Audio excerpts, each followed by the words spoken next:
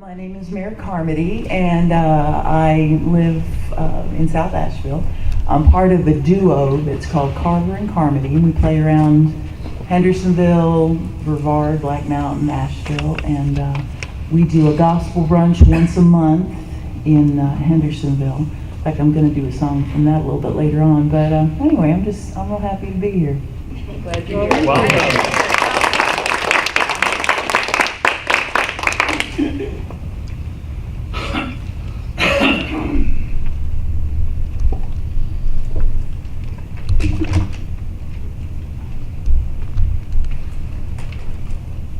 I'm going to start with something that's a little lighthearted, but it's got a lot of heart behind it.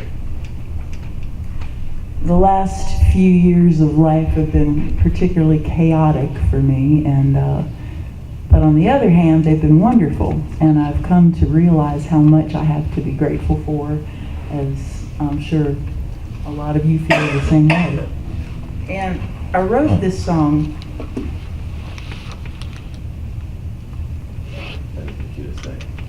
Isn't that cute? Doubles as a handbag. But I wrote this song thinking back on my husband and I's past, and we have lived, which has been a lot of different places. And when we were living in Virginia, when we were first married, we lived in an old neighborhood, and we were next to an older couple. His name was Holmes, and her name was Lena, and we would really bond with them terrifically. And every time I'd see Holmes, and he was pushing 80 back then, and I'd say, "Holmes, how you doing?" He'd go, "I'm thankful." Without fail. Without fail. That was his response. And at the time, I thought, well, that's deep. But as I've gotten older and I've come down my road, I've come to realize what it is he was talking about. And I appreciate it. So anyway, I wrote this song. I changed the name to Bill because Holmes doesn't, his first name was William, and Holmes doesn't work quite so well.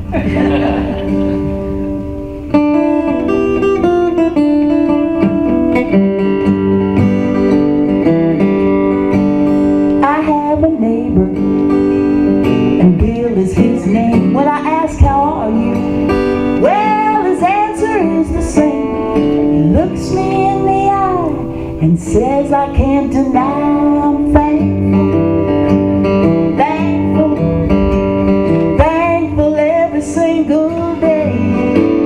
You know I'm thankful, I'm thankful for everything that comes my way. Well, it ain't complicated, but it's surely underrated. Just be thankful every single day. Don't sweat the small stuff, celebrate what's right. You spread the goodness when your heart is right. If I had to diagnose, I'd say we all could use a dose of thankful, thankful, thankful every single day. You know that I'm thankful, oh I'm thankful for everything that comes my way.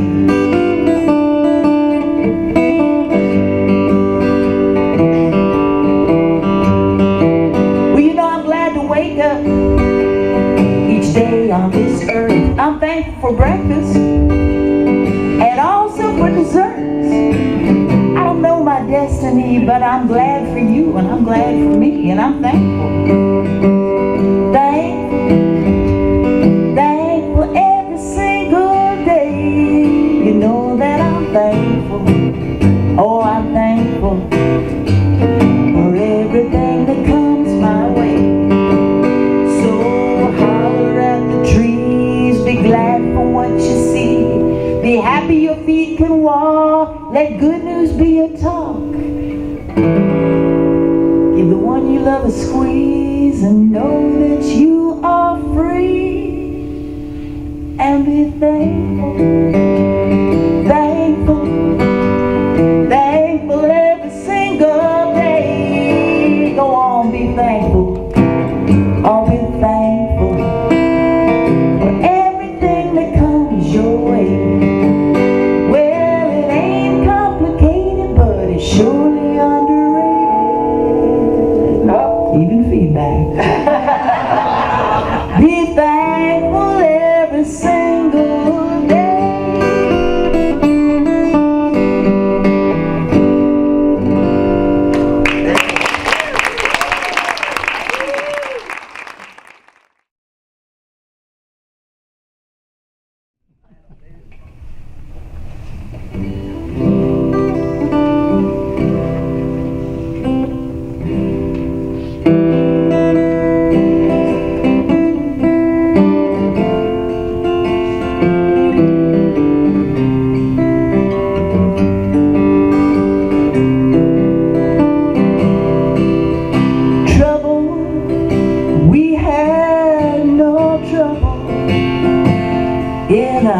struggle just to get by. Many times the burden's been heavy, still we carried on side by side. And when we're gone, long gone, only thing that will have mattered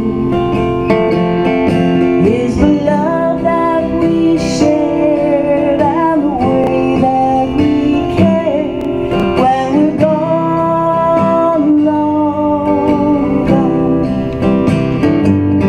and when we're walking together in glory, hand in hand through eternity,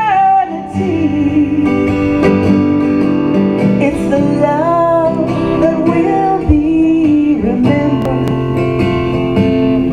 Not wealth, not poverty. And when we're gone, long gone, the only thing that will have mattered is the love that we share and the way that we care. When we're gone, long gone.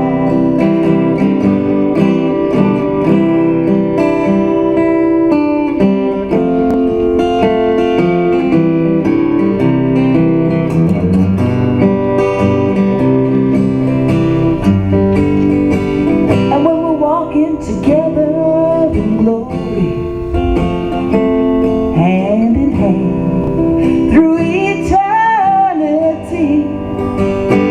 it's the love that will be remembered.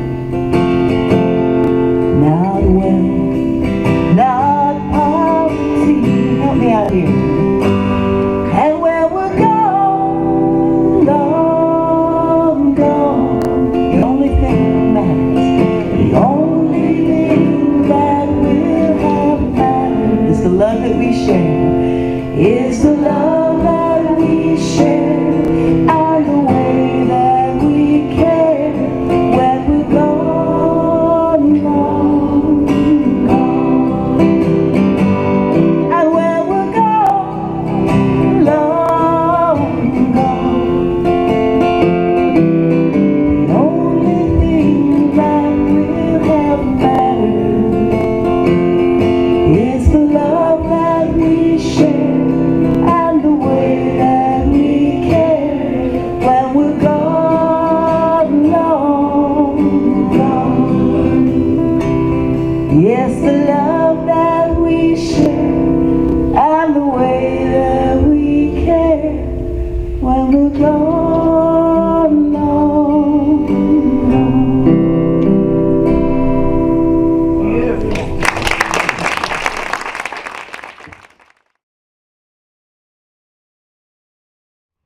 With each breath, just allow. Allow yourself to be still and quiet. Allow your body to fully relax. And let go. And allow spirit to fully integrate every cell of your being and every thought in your mind as we come together to wake up and know the truth of who we are, which is only love.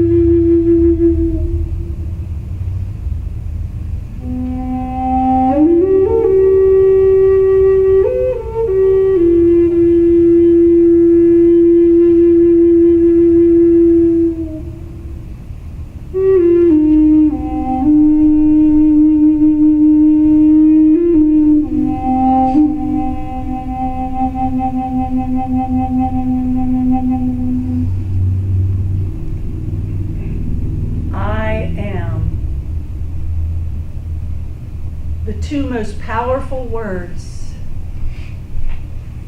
that we can express who we are, who we choose to be. Those two words, I am, before your desire,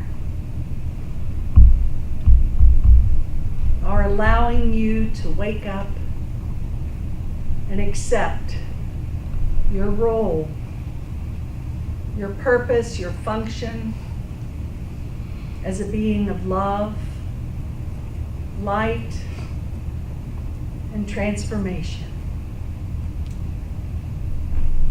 Take into your heart this truth. I am, you are, the light of the world.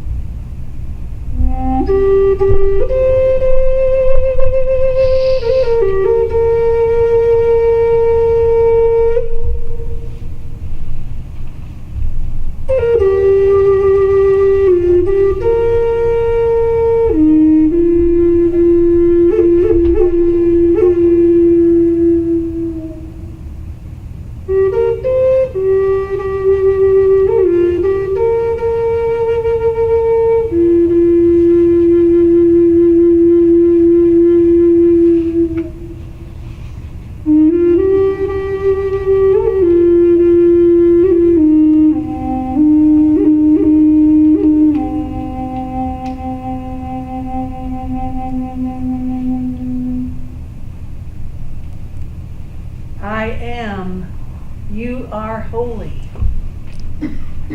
I am, you are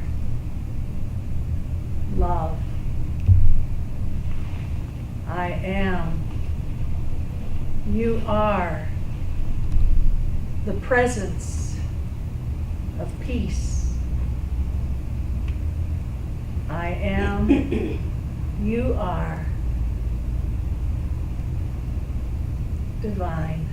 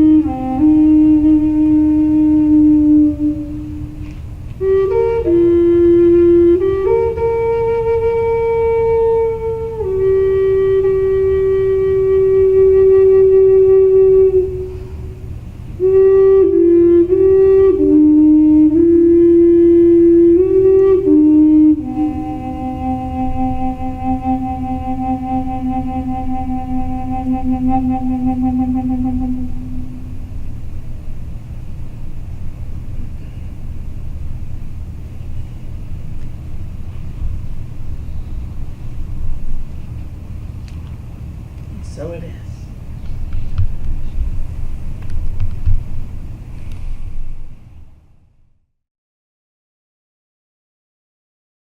We are so blessed to have so many awesome people in our Namaste Center family. It really is a family of souls who come together to, we call it a tribe, you know. It's like a coming home party every Sunday, and just connecting and loving on each other and being inspired and having a good time and just living in joy.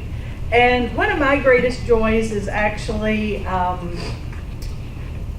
teaching or facilitating or mentoring future ministers. And I have, to my best count, I believe I've ordained close to 60 people. And that's been over a period of years. And every class, every student is unique and different, to say the least. It's fascinating, really. People, I never know what to expect with each class, and Spirit seems to have a way of putting the group together to just be perfect together. And anyway, everyone's gifted. It's really a course that helps us to develop and awaken to our spiritual gifts and what we're here to do and who we're here to be. And many times people come in just for their own spiritual healing. Some come to become healers, and some are speakers. And in my mind, we're all ministers. So whether you take the ministerial class or not, it really doesn't matter, because we're all ministers. Who are the ministers of God but anyone who chooses to be? But I have to say that Mark is a tremendous person. He's a great family man, a great father, husband. He's a successful businessman, and he's got a real passion for spiritual growth and evolution, and just all around awesome guy. And I was so thrilled that you were in our class, and boy, this really makes my day to have you here, it really does. So I just want to, I know we're all going to be inspired. I can't wait to hear what you have to say. And let's give Mark a nice big warm welcome.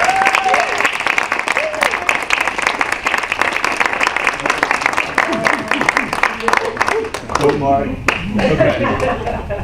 So good morning, everybody. Good morning, Mark.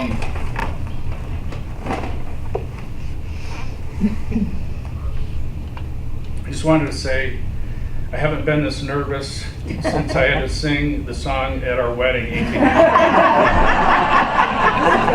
I wrote it, I wanted to do an Eagles song, but I couldn't learn the damn chords.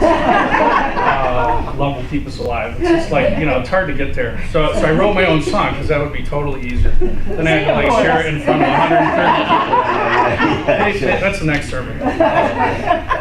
So, first of all, I just wanted to say thank you to my amazing wife, Jennifer, and Torsten for supporting me. It's been quite a road. I've been swimming in corporate for 20 years. Not just corporate, but German billionaire, billion-dollar company corporate guys that when you walk into the room, the intensity and the capitalism is palpable. You can feel it. It's cascading over you when you walk in. And so I have to crystal up and put all my jewelry on. And I have to mentally prepare. So I'll talk about some things that I do to do that. But above all, I feel like this has been a calling I've had for many years, and I'm so eternally grateful to have met Charlotte and to have given me an opportunity to, I guess, become who I've always wanted to be and knew I could be. So, so I was freaking out a little bit, Ed, with this PowerPoint because I've spent literally many hours on this. And I can feel it. So I could have just collapsed right there on the spot. But I want to share a joke with you. In corporate, we call, when somebody's like, okay, we've got a seminar to go to, and everybody's we call it death by PowerPoint. So I want to share with you, this is rebirth by PowerPoint. Okay? And I'm going to come out from behind her. I'm kind of like just want to maybe move that. I'm kind of a move around kind of guy. Yeah. So there was a lot of things that I could have chosen as a topic, and in fact dozens of topics came up, and I had to keep kind of condensing this thing down. And in the process, what's been amazing is that all this material has been revealed to do more workshops and more things. So it was kind of like funneling down a life's worth of ideas and things into one small presentation. So today, oh,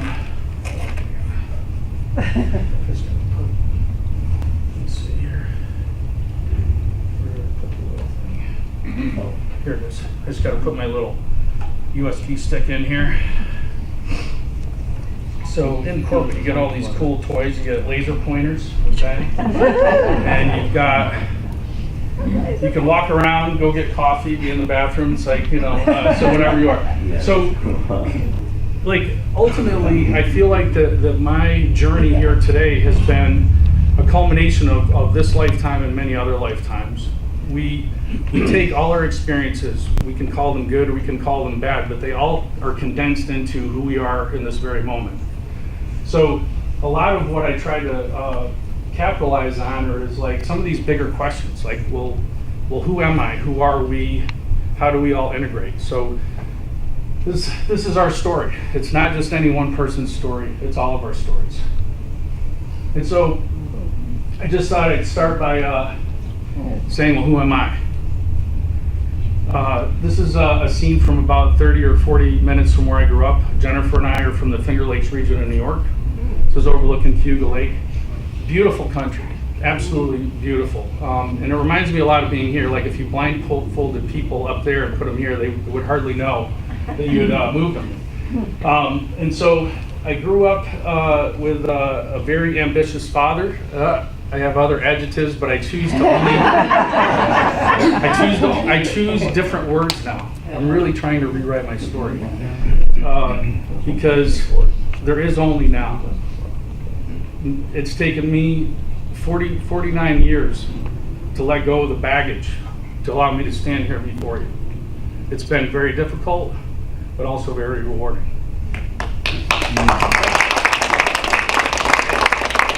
You guys are an easy crowd. I haven't even gotten warmed up yet. So, Hadn't got warmed up. so part of this is like, well, who am I? Who are we? And what are we all doing here? Because I'm an engineer. I work in aerospace, so I'm very left-brained. My brain wants to compartmentalize. It wants to create definitions, answers, drawings, schematics, flowcharts.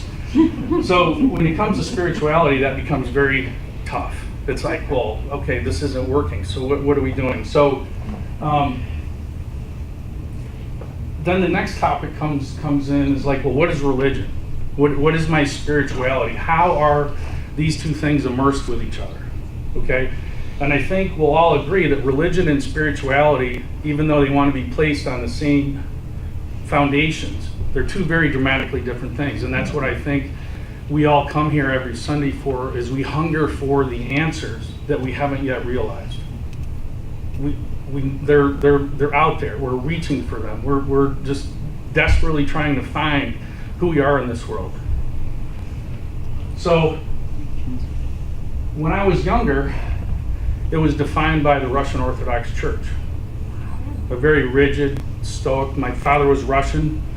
The Divine Liturgy has been done the same way since 33 AD. That has to be good. That has to be right. Don't change it. Don't worry about that most of it's in Russian. You know, you're going to get a lot out of it. That's what we're here for. And so then what does that mean? You know, so we're characterized ourselves by who we are. Jennifer was raised Episcopalian, you know, so we all have our foundations of who we are as children, and that creates this platform that we're supposed to define our new world with. So how does this interact with us today? Each person has their own perspective of how they deal with the religions of old and our religions of today. And then also the world has become very small. The internet has allowed us to see each individualized world's traditions. And hopefully we can start to say, wow, there's a common golden thread that is woven between all these religions. And can we see that? So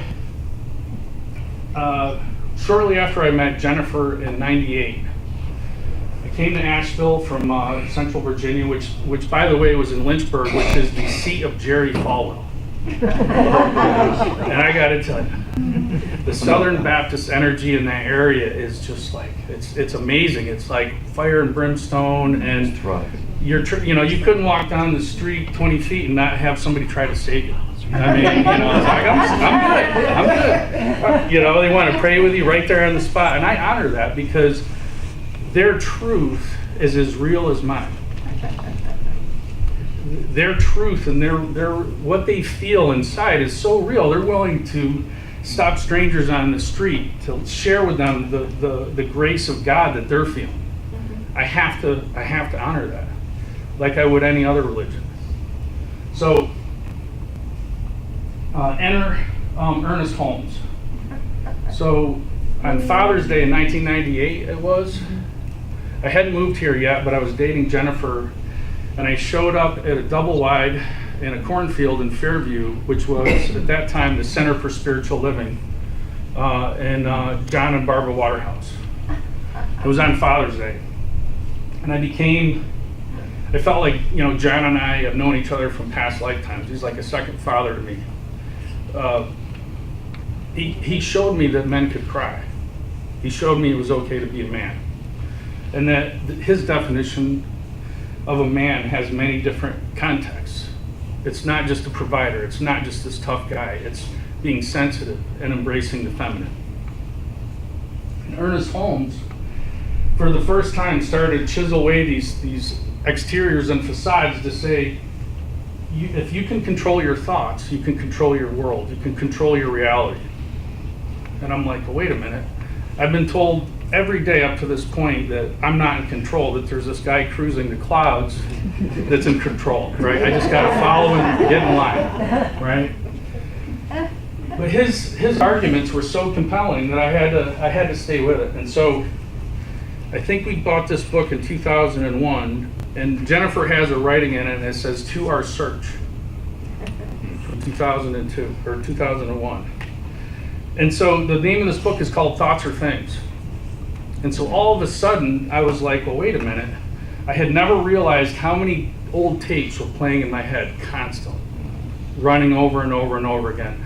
I wasn't good enough. You're not gonna, all these things that we have within us.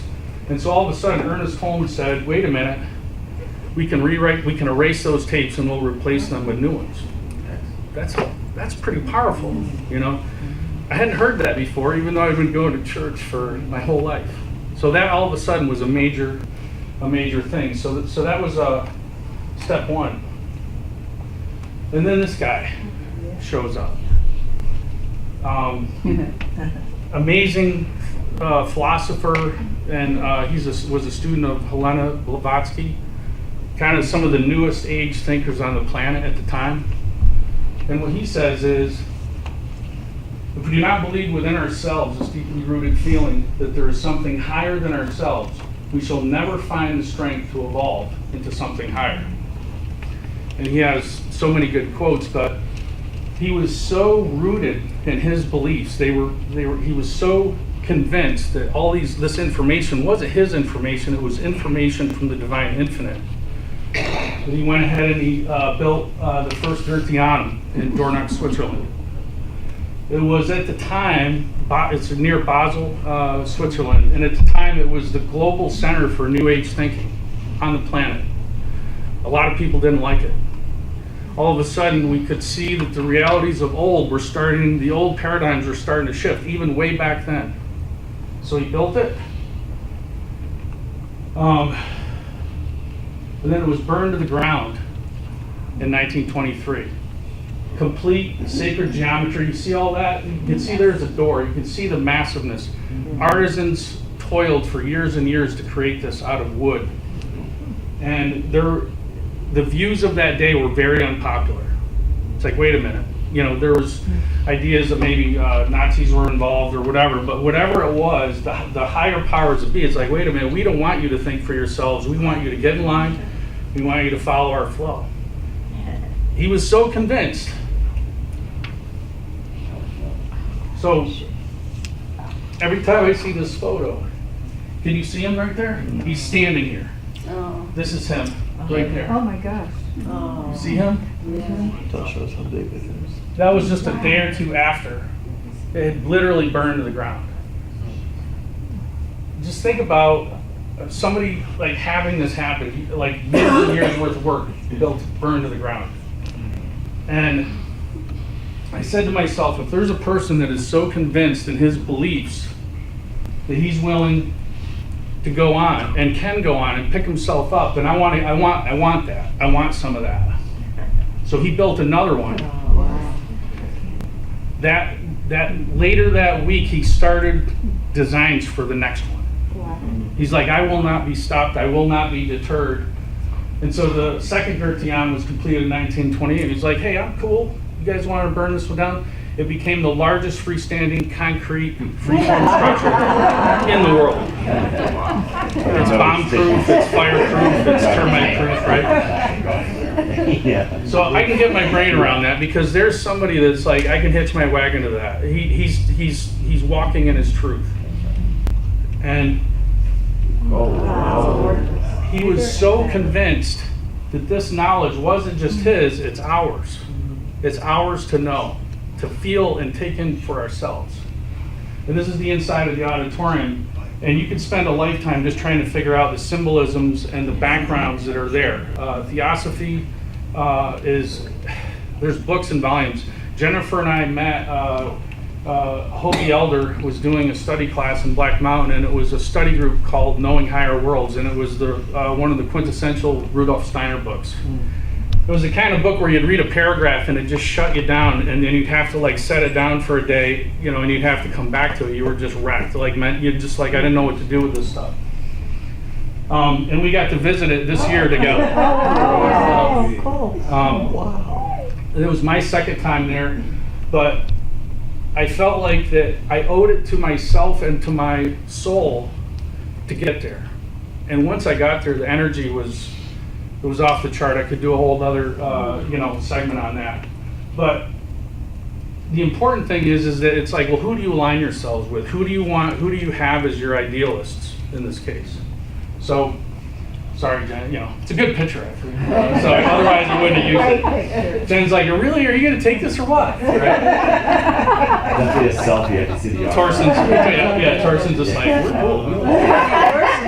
Yeah, he's always cool. He's the man. So I just wanted to give you a brief background, because here's where our tires leave the pavement. Okay. Things started to change for me in the early 2000s. And this quote, I feel like sums it up maybe the best of all. Because in the end, I started to see things and started to feel things. I'm like, well, this is not normal, but like, what is really normal at this point? What do we feel on a daily basis? What is real? You pick up the newspaper, is that real? Is our current administration real? I mean, that almost seems like fiction.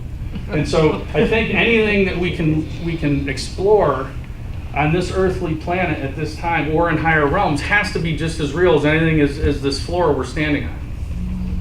Why? Well, because we could make it so. So I'll share a couple other things that kind of happened to me that really put me into this place. In 2003, I had like this waking vision on our mountain property in Zirconia. And I saw this spinning in the sky, and I had no idea what it was. At the time, I didn't, I just, all of a sudden, we had unearthed some huge rocks. I had a Korean War vet teach me how to douse with coat hangers. It was like this magical time. All of a sudden, it was like, what's going on? All of a sudden, another layer is shed, like another things are chipped away. And then that moved into, like that, isn't that cool? And then it moved into this, which is a Merkaba, right? Again, I'm seeing things and I have no idea what they are, but they were pulling me towards exploring this further. I wanted to know more. It started to get a little weird because all of a sudden, in dream time and in certain things, these things just started to come up, and they felt like I wasn't learning them, but I was remembering them. But my left-sided brain was not ready yet. So later on, I did some more studies, and so what I was seeing is a Merkabic light vehicle. It's heavy-duty stuff. Like I dove into Drunvalo Melchizedek's work, Secrets of Ancient Secrets of the Flower of Life, volumes 1 and 2, and that stuff in there is like, you want to go there, jump into Drunvalo stuff. You can go there wherever you want, and he jumps into this all the time. That's his vehicle. So anyway, again, we need to kind of maybe sometimes suspend disbelief and say, well, this is as real as the car in my parking lot, right? I don't know. So then I kept seeing more and more of these things in dream time, and everywhere I started to look, I started to be drawn towards sacred geometry. Never having studied this before, okay? So I was like, so what does this mean? How do I integrate this with my life? No answers. So then, as I went deeper I wanted to know. Then I started to wonder. I go, well, like this seems as real as my waking hours, like my dream time, and this seemed real. So which one is real? And the jury's still out. I don't know. Like if this is real, then it's pretty believable. But other things are just as real. So I kept diving into this deeper and deeper into meditation, and I kept hearing this voice that wasn't my own and a name that wasn't my own, but it sounded very familiar. So I kept diving in deeper, and my studies took me to start doing an amazing amount of studies in Atlantis, in Lemuria, and in Egypt, having felt like I've definitely been there. This wasn't coincidence. Are we learning it? Or was I remembering it? I don't know. Like, you know, like all of the training that I had up to this point means you're studying it, you're absorbing it in.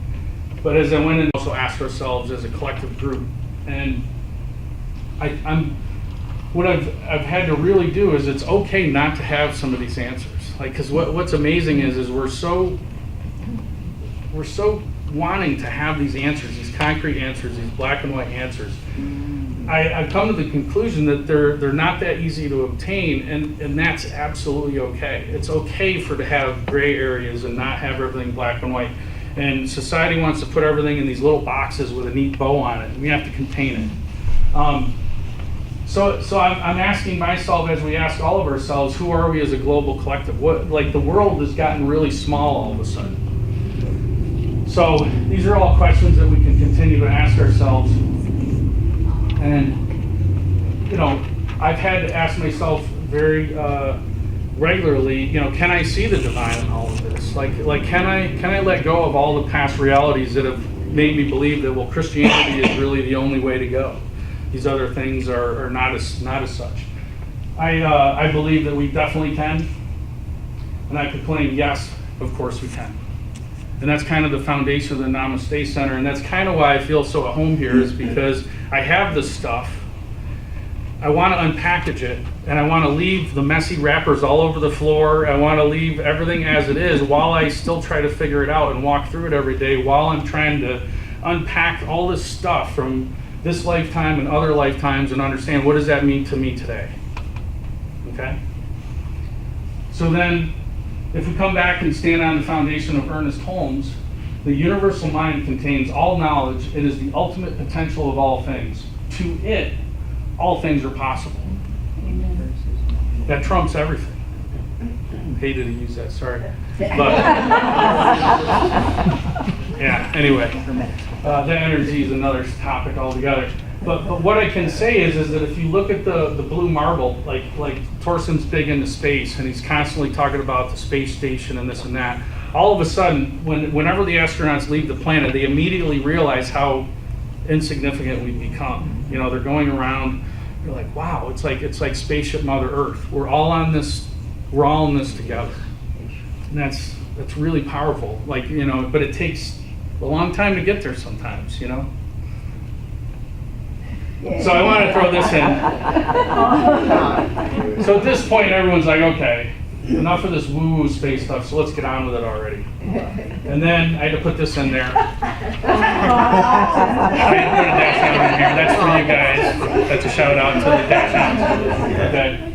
So I absolutely wanted to put these in there because, in spite of everything I just said, we really got to not take ourselves so seriously, because humor and laughter is so important. But God, I can get so uptight, have people crashing down on me, and so I thought dash hounds and spacesuits was the right call. Okay? It's just another race. Okay. Exactly. So, all right. So I'd like to ask you now, we're going to do some breathing. Okay? Anyone here heard of Vasa breathing technique? It's a simple breathing technique, a breathing exercise. And so the way this works is you silently say Ave. So, like, you know, Ave Maria, right? So it's the front end of it. In Latin means hail to the divine. So it's like Ave. You're like, and then when you release, you say that audibly. Okay. And so what we're doing is we're honoring the limitless conscious divinity within us. So it's Ave, big deep breath, and then okay, we'll do a couple practice ones. So ready?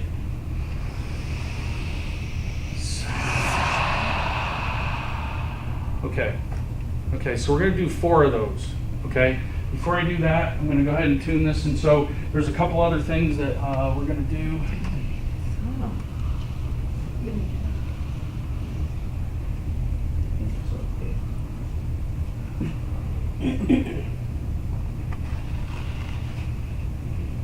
This is the paradigm. Where What? is it? What's that? Where is that? It's really complicated, but for lack of a better word, it's an electronic group of singing bowls. It's a chakra clearing system, and it was invented and channeled from a friend of mine, August Worley, and he's there. This unit has been here once before, I met August. I went to Crystal Visions, which is my spiritual hangout, and I was told by Brenda Lee for this reading, he's like, you need to talk to August. So I talked to August. I did a healing session with this, and I was like, all of a sudden it was like, wow, something here. So it was just something opened up in me, and I had to have one. So I have my own unit now, and we hang out together quite a bit. And so it's doing a lot of things, but in a group meditation, August heard this call to build this device. He's like a very accomplished electrical engineer, and this is the product of this interaction with the higher realms and his beings that wanted to bring this into 3D on the planet. And so it's pretty powerful. So I have this set. I'm going to turn this up, and so the next part of the Avesa breathing. Let's go to this. So if you wanted to keep your eyes closed or your eyes open. So the other part of it is we're going to place, if you choose to, we're going to place both our hands over our heart. And the sole purpose of this exercise is to breathe in and just honor our divinity. And our goal is to open our heart chakra and just open up, allow in anything good that you want in, and release everything that you want to leave. Okay? So here we go. So here we go. Breathe in, silent Avesa.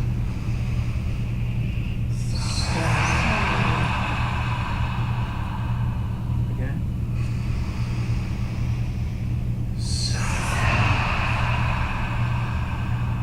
One more time. And this last one, a really audible sigh. Ready?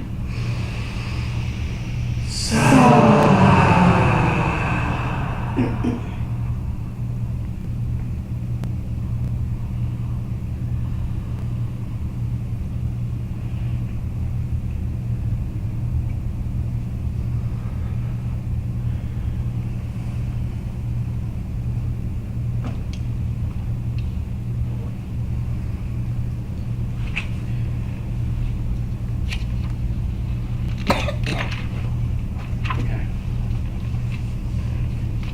Gently open your eyes and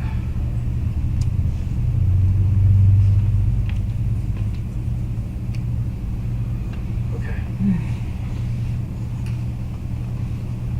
Okay. So I wanted to do that breathing exercise because when stuff starts to get on top of me, if I lay 4 to 8 of those down, I can refine my footing, and that's become so important today because the frequencies are speeding up. It seems like you almost don't dare turn on the news, and so we always have to just remember our breath. And so I just wanted to share that with you because even though I know this and we all know how to breathe, I find myself forgetting my breath. So anyway, okay. Where are spiritual goals taking us? And how do we get there? So a couple more things that I just want to do before we wrap it up is if we want to talk about, our thoughts, like who we think we are defines who we actually really are standing in front of each other every day. And so I want to just say that I get the Mike Dooley, thoughts are things. I get that daily email, it's like the universe is like you get a personal note from the universe. And I just love that. I always look forward to reading that every morning. And so I just wanted to talk about affirmations. And maybe, you could call them prayers, you could say them affirmations, but like they have an amazing power to help you get what you want. And it could be any number of things. Spiritual, financial, just personal goals, things like that. And so if we dive into the ideas behind what an affirmation is, life is a mirror, and it will reflect back to the thinker what he or she thinks into it. So whatever you're putting out there will always echo back to you. And that's a really powerful thing, because a lot of people, like myself, and still to this day, like we hold on to that there is something outside of us that's creating this anguish or this grief within us, that it's somebody else's fault, that the society's keeping me down, I don't have this because I just never had this opportunity. So the question remains, what are your thoughts? And also, what are our thoughts collectively? So if we start to break this down into a little bit deeper level, we're also realizing that what we project out has a certain vibration. And so we want that vibration to be good, and we want it to be positive. Because if you want to erase tapes that have been playing in your head for 50 years, it may take more than one shot. It may take several affirmations or several years of affirmations until we can actually get there. And that's what I think can help us on our path, as an assistance to just regular guided meditation, because I think there's something very powerful in silence, but I also felt like there's something very powerful in the spoken word of it, like that I'm bringing it out, I'm saying it to you, I'm sharing it with you, I'm proclaiming that in the universe, and I know everything in the universe responds to that. I believe that. Okay, so the cool thing is they can be changed to suit your needs. The universe is always here 24/7. I always like some days it's just like you get lost, you're like, what the hell? It's like, wait a minute, evasive breathing, okay, all right, we're good, we're gonna get there. And I would offer that if there's something that you're stuck on, try doing a positive affirmation against it for 21 days and see if it makes a positive change in your life. It could be even something like you have a hurt knee. I see the perfect health in my knee, or whatever you want to do. You can change these. That's what the power of it is. There's no, even though there's a book full of these, and these are all amazing, we also have tools that we could just make these up for ourselves. So, would you guys like to do one? You want to try one? Sure. Okay. My business and all things. So this is just a general one. This is out of the Ernest Holmes book, right? So this is something that we could just read together. Are you guys okay with reading this aloud together? Okay. All right, here we go. And I'm going to do them one line at a time. Okay. Okay, here we go. Ready?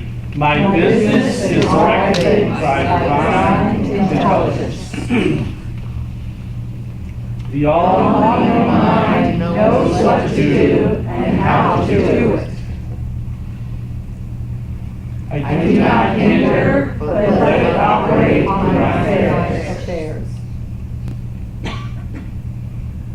It prospers and directs me and controls my life. My affairs are managed by love, directed by wisdom, and they cannot fail to prosper and expand. My affairs are in the hands of eternal divinity that dwells within me and supports us infinitely. And so it is. Okay? So this is just one little tool that we have to say, okay, I've listened to the news today, and so now I need something to counteract that. And this is something that may be able to do that for you. Okay? Okay, we're just going to do one more, and then we're gonna kind of wrap this thing up. Are we doing good on time? Perfect. Okay, so one of the things that I've really had to work with is fear. It's powerful.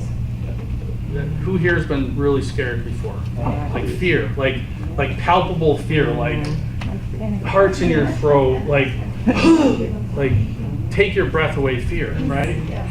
Okay, it's real, but is it real? Are these constructs of our own mind or not? The universe says they're constructs of our mind, that there is no such thing as fear. But like it seems pretty damn real on any given moment, right? Like when you're in it, you're like you just can't breathe. So this is one that I've done. I've actually read this before I go into really important meetings, like where I just feel like I'm going to get crushed. So I stand on these, and it helps me throughout my daily day. So this is just a process that we're going to go through, and it's acknowledging it, but then letting it go. Okay? So here we go. I realize that fear is not godlike, since it contradicts divine presence. It repudiates limitless love and denies infinite good. Fear is neither a person, place, or thing. It is merely an impostor that I have believed in so long that it seems as if it is real. Today, I repudiate all fear. I renounce all thoughts of hate. Oh, what happened? Sorry. I enter into conscious union with Spirit. I accept good as supreme, positive, and absolute, and so it is. Okay. So it is. Wow. So thank you.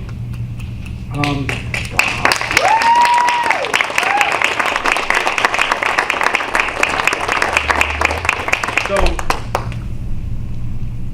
I feel like that you can, like Fluffy said, there is a lot of woo-woo stuff there, right? And a lot of people that I meet would be like, Salak, what are you into these days? What are you doing, right?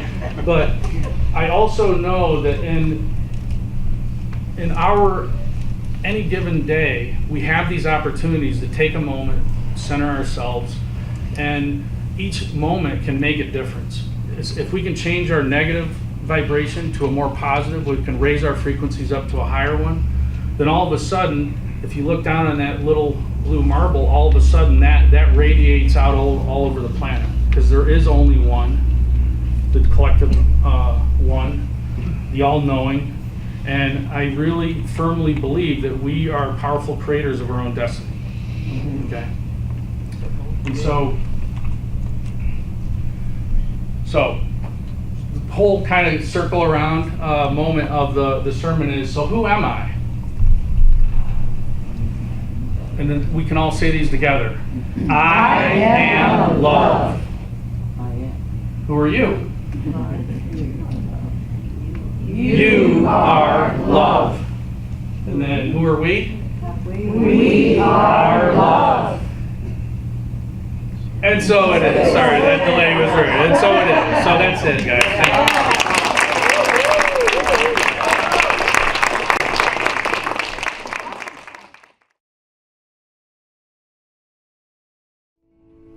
And you may be wondering, if these are my songs, why do I need the words? In full disclosure, I had surgery 3 weeks ago, and I'm still kind of struggling with anesthesia brain. I don't know if any of y'all are familiar with that, but I forget things I shouldn't forget. Every day, a little better. So this is a song that I wrote back when I was living in Little Rock. My husband and I were in Little Rock for a while. We moved around quite a bit. And I used to drive some weekends to Memphis to sing. And when I would come back, I don't know if any of y'all have driven 40 between Memphis and Little Rock, but you better have an audio book. And it was a night, and so what I would do is I would call my mom back east. I wouldn't tell her I was driving. But I'd talk to her and she'd keep me awake. So anyway, this is a song that has its roots in that. It's called The Delta Road.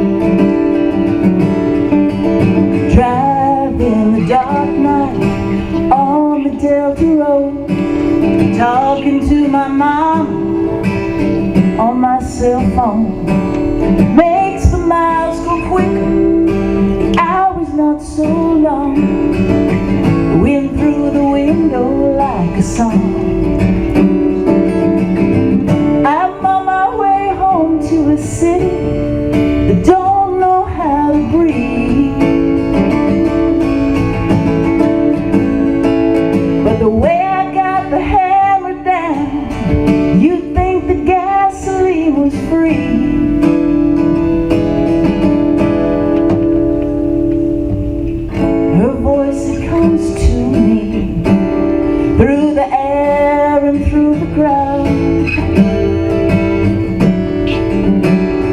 Count your blessings, thank you, stars. Make the most of every single thing that you are.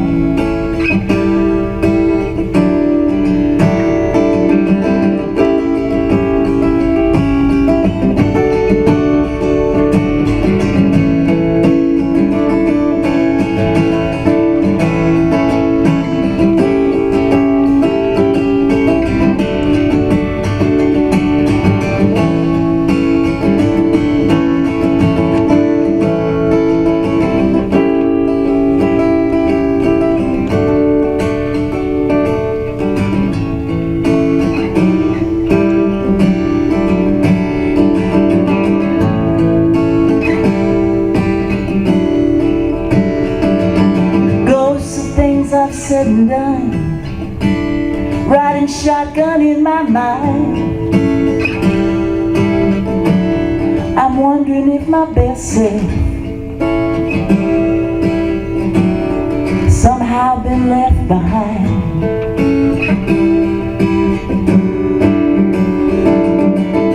Right now I'm second guessing, mama, another one good night.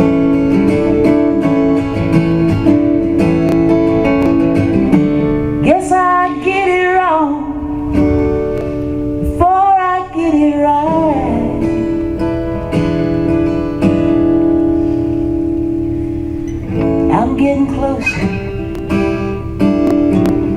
I'll soon be home. Just another milepost on this Delta road. Count your blessings, thank you, stars. Make the most of every single thing that you are. Count your blessings, thank you, stars.